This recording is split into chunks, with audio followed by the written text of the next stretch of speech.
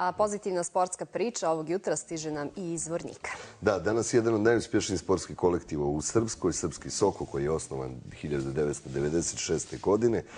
Ima takmičare koji godinama osvajaju medalje, postižu izuzetne rezultate na domaćim i inostranim takmičenjima i na taj način, na najbolji način predstavljaju i svoj grad i svoj klub, ali i republiku iz koje dolaze.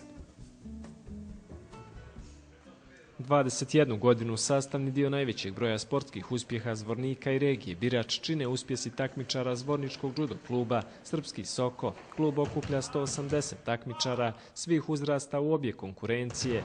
Nekako to mi je bio najbolji sport. Gledala sam na YouTube neke njihove kako to rade i to mi se baš svidjelo. Trener je svakako veliki dio našeg uspjeha i dosta je bitan taj odnos između nas i trenera. Kvalitetan i sistematičan rad nagrađen je brojnim priznanjima i medaljama sa domaćih i inostranih takmičenja, ali i titulama višestrukih prvaka Republike Srpske i Bosne i Hercegovine. Veliki pečat funkcionisanju i uspjesima kluba decenijama daje i predsjednik kluba Dragan Božović. Mi u kontinuitetu pravimo dobre rezultate, dobro smo organizovani. Sigurno da treba talenat, ali rad, samo rad. Mora se raditi puno, mi praktično radimo svakodnevno. To je najmanje 2 sata dnevno, posle toga uz dobru organizaciju i dobru stručnu pomoć sigurno bude i rezultat.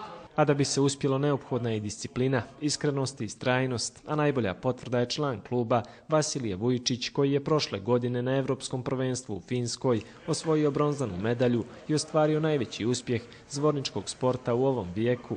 Za cilj sam imao za prošlu godinu da osvojim tu evropsku medalju. To sam i ostvario. Puno mi znači što sam ostvario najbolji rezultat od kad postoji judo klub Srpski Soko.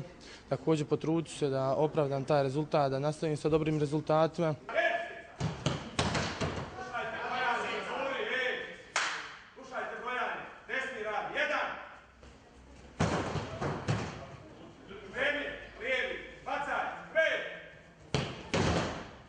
Kvalitet više klubu daje i činjenica da Srpski Soko u svojim redovima ima i reprezentativce BiH. Jedna od njih je i Teodora Božović, višestruka prvakinja Republike Srpske i BiH u svojoj kategoriji. Bavljenje judom u njenom slučaju nastavak je porodične tradicije. Judom se bavim već 12 godina. To je bio neki logičan korak u mojoj porodici, pošto je moj otac uspješni judista. Tako da jako su velika odricanja, mora se individualno trenirati, također kondicija, snaga, tehnika je jako bitna, sreća također. Važnu ulogu u uspjesima zvorničkih judista ima i stručan trenerski kadar, a zahvaljujući podršci lokalne uprave, ali i vlade Srpske, judisti imaju odlične uslove za rad. Bez toga ne bi smo imali sada 2 sale, jednu u Karakaju, jednu u gradu.